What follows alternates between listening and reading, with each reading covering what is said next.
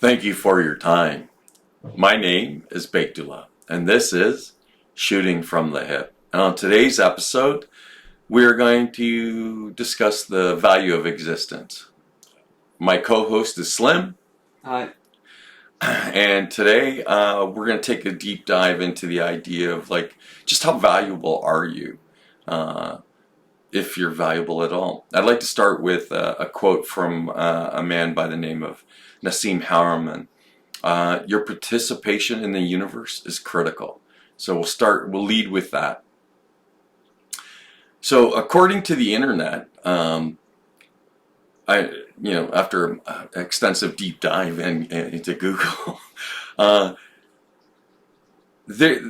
when you look into the idea of the value of the individual or just the odds of you being born, some mathematicians have tried to place a number value on that, right, to illustrate, again, the significance of the fact that you exist at all, right? So we'll start with the right requirement for all your ancestors meeting and reproducing to create your singular set of unique genes. The odds of that alone are 1 in 400 quadrillion. I don't know about you, but I have no idea what a quadrillion is. Okay, right? And I thought a million and a billion and trillions were large numbers. So,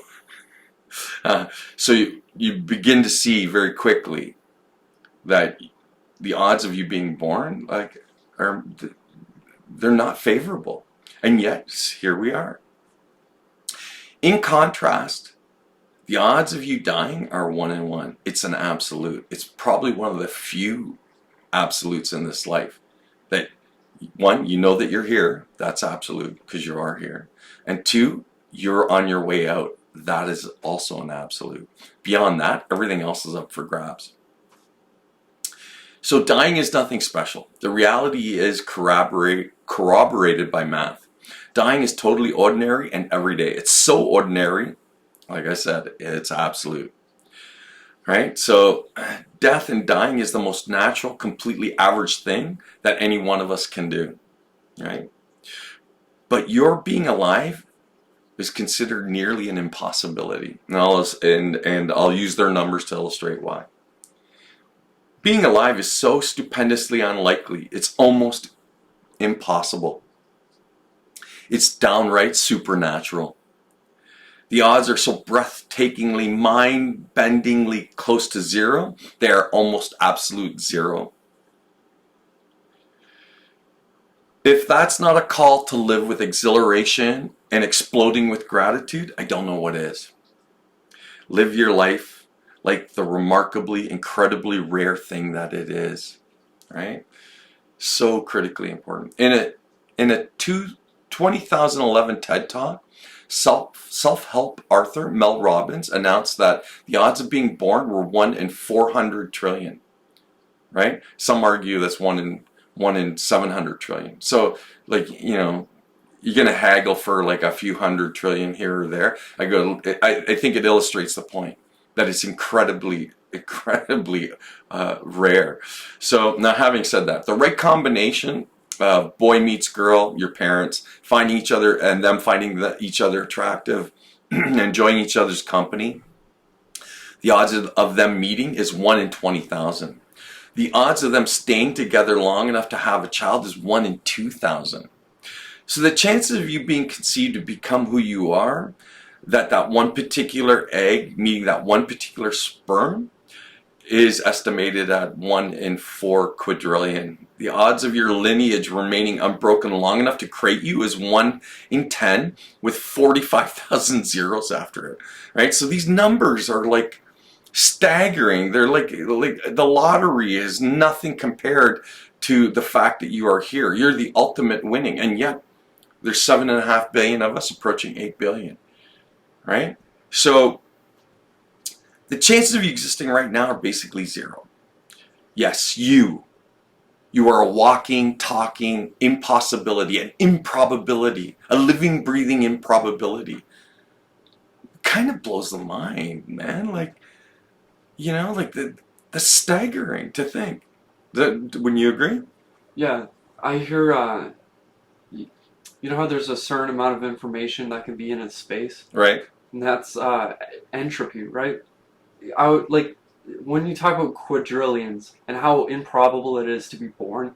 It makes me wonder, like, what's more improbable, or what number would be in magnitude higher? The improbability of being born, of all these situations that make up our life, or just how much data could be stored in the universe? Because we might be more rare, and or the magnitude of the number might be way more out there. And that's the last number I remember that was just like mind shaking. It's like, what? Well, and Confusing. it's this strange thing. So if all of that is true, you can interpret it to mean something. And so the way I would interpret it is that it's not an accident that you're here. You're actually supposed to be here. So that's a really encouraging thought. Most of us wander through our life feeling really horribly about ourselves, and I'm like, maybe that's says more about the way you see yourself than what you actually are. Because according to these numbers, you're walking, talking, and probability. But the rub is, you have to figure out why you're here. So if you're supposed to be here, or the way I interpret, you're supposed to be here, you have to figure out why. And I would argue that you have to create the why. That it's something can be that it is something that can be created. Others would argue that you're here to service some kind of ideology, religious, spiritual, or even political, or whatever. And they have every right to argue that. But basing it on the numbers that I just read, uh, I would say that maybe it's not an accident. So now, having said that, all that negativity that a person experiences by standing in a crowd, it's crowded. It's the subjective view of themselves standing in the middle of a crowd. So then it feels like it's densely populated and there's too many of us and stuff. And then you even hear people make the statement, "There's too many of us." Period. Even though we're quickly approaching 8 billion humans on the planet, they have the nerve to make a statement like that. That is though, and then to imply that some of us are more deserving of being here than others, and it's a ridiculous notion. I'll explain why it's ridiculous. It's ridiculous because when it's about the way that you perceive what we're talking about. So if it's a subjective, uh, uh, if it's a subjective view, the view is that there's too many of us, right? And that becomes problematic because then it becomes issues of resources and managing a population of that size. But again, it's so self-interested and self-involved, it ignores the objective facts. Here's the objective facts. That there's almost 8 billion of us on a planet that's hurtling with a bunch of other planets and a sun through the cosmos on a prescribed flight plan. And this cosmos that we inhabit, this universe, goes on forever in every direction. And yet they have the nerve to think that there's too many of us. When through that objective view, you suddenly see that we're few. And that in fact, we're incredibly rare. We're probably more rare than precious metals, than metals, because we know that they're in abundance in the universe. But we're not. As far as we know, we're all that there is. Now again, a small mind would think of the universe as being just this immensely empty place. An objective mind would see the universe as being like an ocean, teeming with life, full of life, but with vast distances where there's nothing in there. It's just empty, right? So an ocean and the universe, you can equate them to being the same things, right? So having said that, you bring this back to the individual. You are supposed to be here. You're impossibly valuable. We need each other. If you don't take that from this, then you're misguided and self-serving. I'm sorry, there's no nice way to say that. Right? So being human becomes this incredibly valuable thing. Right? Do you have any thoughts, questions, queries? Just the other day, I was looking up at the moon. It was a crescent moon, and I was thinking, like, oh, it's so bright and beautiful. And then I started looking at the dark side, and you couldn't see it so well because, midnight. Right. And yeah, I kept looking at it, and I was thinking, like, looking at the dark side, I was thinking, it's so amazing that the sun behind the earth shines the light all the way to the moon, creating that little sliver. But the dark side, that's where we are. We're on such a small relatively small object. It's like we don't think all of human consciousness, at least that I know of, is here on Earth Right. So what you're saying is this or orbiting, whatever. but you're talking about perception, what we perceive, and that's typically the failing. Most of us get so caught up in ourselves and in the perception of ourselves that we lose sight of these scales. Like, remember, it's a universal scale. So if you're not dumbfounded by that and awestruck by that, maybe you're not paying attention. Right? There's like I don't know how else to talk about We're this. literally on a not literally, we're on a little blue marble. 100% floating, hurtling through space, and again, speak of perception. It's our planet rotates. It's moving at accelerated speeds, and our perception is that it's completely standing still. Right. So again, right. It's always about perspective and how far you can broaden the perspective. So if you step far enough back to see things as they are, you suddenly quickly realize that no matter where you are, you're never seeing the entire picture. You're only seeing a small portion of what is actually going on. And we should be seeking, perhaps, then is to seek the broadest perspective that you can manage, and then always keeping in mind that wherever it is, no matter how broad you think you are, there's probably another vantage point that will give you an even broader perspective, right? So again, I can't stress that enough. I know there's a lot of people out there who feel horrible about their existences, and you shouldn't. You're impossibly valuable, right? So now, what are you going to do with this information? As far as I can see, the solution is not that this is a problem, but the way to address this, the why of being here, is then to realize the entirety of who you are. Right? So you go here, what kind of greater purpose could there be? You're supposed to be here, you're meant to be here, and the odds support that. It's not an accident that you are here. Then the question becomes, why are you here? Well, what better overlaps with that perspective than the idea of realizing the fullest potential of what you're capable of becoming and doing and being? And you can only do that through training, learning, where now the focus becomes realizing yourself in your entirety. And here's the great part. You get to dictate how that plays itself out. You don't have to follow some method of education prescribed by somebody else whose interest is only, again, a subjective self-interest. So all educational institutions are there not exclusively to foster a greater sense of awareness and self and intelligence. They're there to prepare you to get a good job, so you can contribute meaningfully to the subjective view of what society requires, which is fine.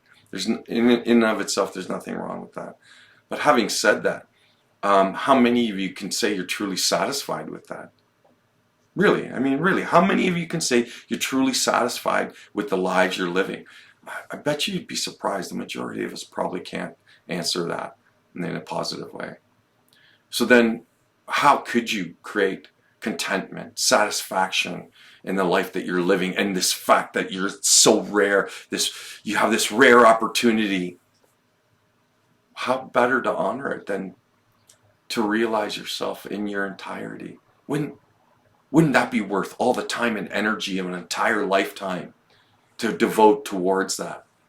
And then along what we do is we help each other out along the way, right? So it's not just about you realizing yours, but you realize yours and you do that as a responsibility to everybody else, but you also help everyone within arm's reach to help them to do the same thing. So if we all did that in support of one another, so you did it for yourself, you actively take responsibility for your own existence, and to realize the the full potential of what you're capable of based on the fact that you are absolutely supposed to be here. It's not an accident. Don't allow yourself to be caught up in that thinking that somehow it's an accident, you don't matter. You matter. Your contribution will make all the difference, but only if you willfully try to make the contribution. If you never come at it that way, you'll lead a life of quiet desperation, and you'll blink out like a dying star. That's what you are. You're a dying star. So why not light up the sky, be as bright as you possibly can for the duration of the time that you're here, right? I don't know what could be a better way to honor the rarity of what you are as an individual and what we are collectively as a species, right? Revel in life, honor living things, look after each other, right? So that's what I got from this value of existence, how you're going to choose to value it. This is completely in line with any kind of political or religious ideology. So if you can't see that, again, it's only because you're blindly more interested in your own self-interest and subjective view than any kind of objective way of looking at reality, right? So objectively speaking, this is what it says to me. It says to me that it's not an accident you're here. You need to realize everything you're capable of, and you need to do it by honoring yourself through training and helping everybody else along the way. Does that about sum it up? Does that work for you? Oh, I was gonna say there's like people that are subjective and they reduce things to certain quantifiable things they can measure. They're like, oh, I had a good day, I had a bad day for so many weeks, and they'll fixate on that. But somebody who's doing really poorly, they are so stuck in their own subjective. I don't want to say experience. Yeah, not perspective, but the experience. It's real. Yeah, of course it's real. And they're right to be upset, but that's again subjective. They ignore, or maybe they're too scared to see there's an additional direction. Like you go down this path and it's bad, but if you sacrifice everything now to becoming what you believe you should be, it could go horribly wrong. It could go horribly, amazingly right. Yes, and that absolutely. requires more sacrifice. But that's the point. It's like, not only do you have direction now, you can show people how to gain that direction. You might find people that have similar directions, but they go their own. And that's part of actualization, just finding who you are. Sure. It's okay to find who you are and go, shit, I hate this. Where can I go? You should never look at anything negative as being this just purely horrible thing. They're guideposts. They show you the way. So they show you things you don't want to do. Yeah. Right. And remember, in life, there are absolutely no guarantees. Even though, if you listen to the way that things are marketed and promoted to us, is that guaranteed security, guarantee this, guarantee that. That's those again are notions that serve the way that we organize really, really well, right? And so that's why they promote those. But again, so that's a self-interested, subjective way of looking at something. But when you look at it objectively, you realize, well, if there's no guarantees, that means there's no absolute security or safety at all. That in fact, life's a grand risk. You should risk everything to realize yourself entirely. Like, isn't it worth a life of taking chances? And so what if you fail? Who cares? You just find something else to move towards, right? Like you don't have to be beaten down by life. You can feel enriched, contented, satisfied, exuberant. You can be anything you want to be. So why be nothing? Why limit yourself to your method of distraction, right? You get caught up in, you can get caught up in virtually anything, right? So from the obvious ones, which is alcohol, drugs, sex, food, any kind of distraction that prevents you from actually taking the time to realize who you are in your entirety and to revel in life in its entirety. And to be clear, all those things I just cited as distractions, they can be healthy.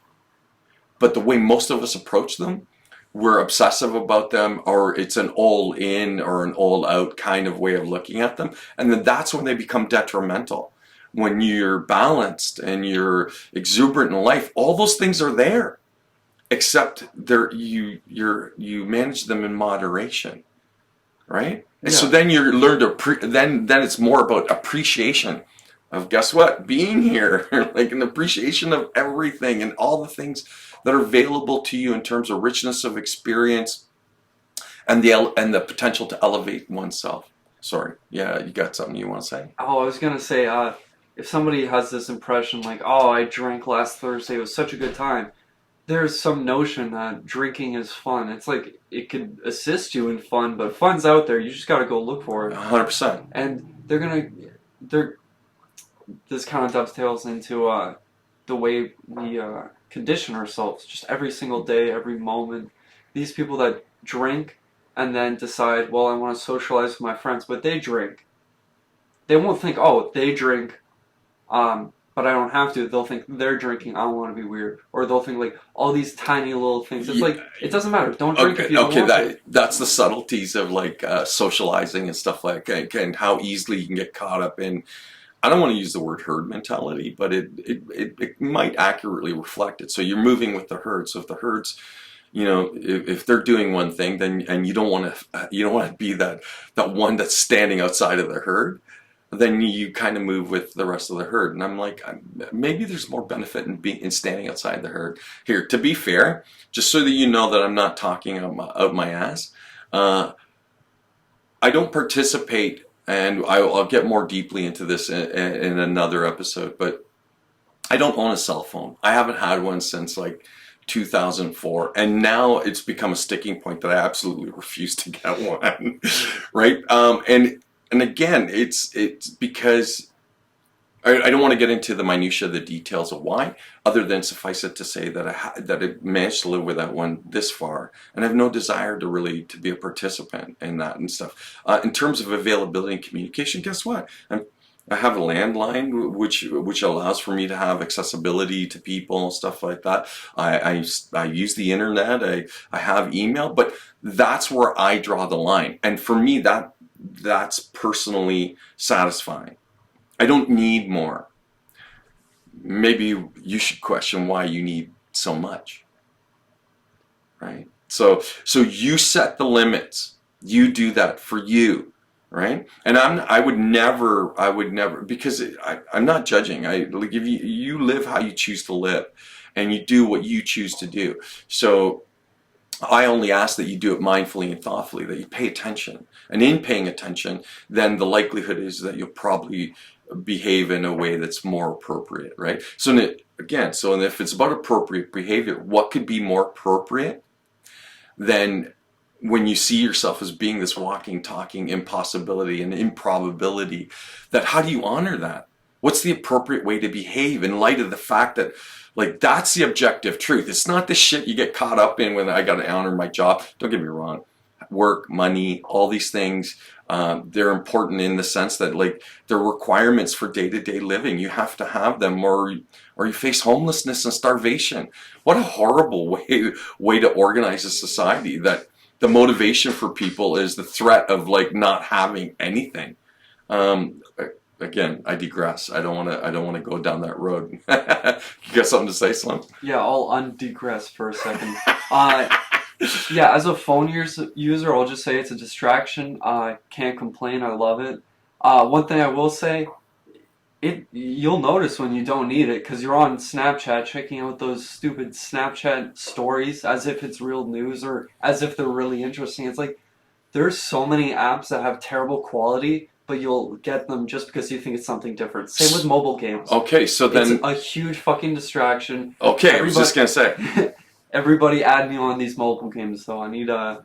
Okay, so see how quickly these things can become unhealthy distractions, which take you away from the fact that you're this fantastic thing. You're a walking, talking impossibility, right? Like, why get lost in something so trivial, right? Like, and again, To be clear, it's not that those things, you shouldn't have those things. The measure should be, you should be asking yourself, how much do I really need it and how much do I need to use it? Right? Only you can, and here's the thing, only you can answer the question. Right? It always comes back to the individual. How are you going to deal with this? And remember, if you choose not to deal with it, that's your answer. You're not dealing with it. Right? So our failures and our successes as individuals are entirely left to you, the individual. And remember, you're this impossible thing. Why would you be less than what you could be? Why would you willfully choose that? Go ahead, sorry, brother. I was gonna say, for religious people who believe in, like, well, what you're saying to, like, the most extreme, like, not only are you meant to be here, you're designed intentionally, like, I'm talking about, like, purely religious extremists.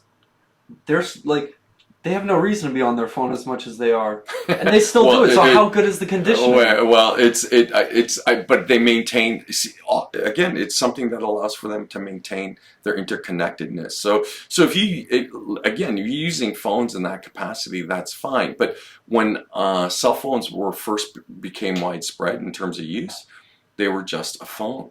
It was just a way to communicate with people. But now it's become this ever pervasive, overwhelming thing that, like, basically can have your attention for the entire duration of your waking day. And I'm like, I don't want to give my attention to a device I'd rather walk through life and try and experience life as it's happening.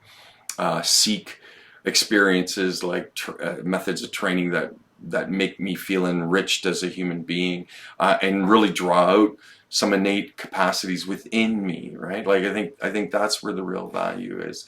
And so again, this speaks to the value of existence, right? All these things overlap. None of the stuff that we're talking about is in a bubble. All of this stuff overlaps with everything else that we've talked about. So it's really, maybe that's the real important takeaway too, is that all this stuff dovetails into each other. Everything is a reflection of everything else, right?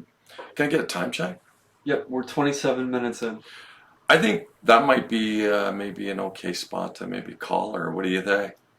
Yeah, I would say so. Do you want to do a closing remark? Yeah, I think what I'd like to say in closing is just keep in mind that you're supposed to be here, right? And it is whatever you choose to make it, and make it the best thing that you can possibly be, and life can possibly be, right? Don't be afraid. Fear will cripple you more than anything else. Actively seek life. And just always keep it in the back of your mind that you're supposed to be here. You're fantastic, just as you are. But you need to realize, you need to forge that who you are into something grander, right? It's all about personal transformation, but you dictate the transformation. So I think that about sums it up. So I'd like to just say, question everything. Thank you for your time.